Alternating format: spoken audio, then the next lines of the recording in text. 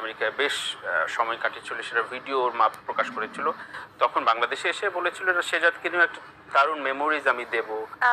এটা তো আসলে আমিও দেখতে পাইনি, এটা আমি দেখতে পাইনি, কারণ আমি চাই তানভীর ভাই যে বাবা হিসেবে সে তার বাচ্চাদের সাথে সেই সম্পর্কটা সবসময় থাকুক। এবং কিছুদিন আগে আরও কিছু স্টেটমেন্টও এসেছিল, আমি যদি আপনার একটু আগের কথাটা থেকে আসি, যে শেহজাদকেও একটা সুন্দর সময় দেবে, তো সেটা আমিও দেখতে পাইনি।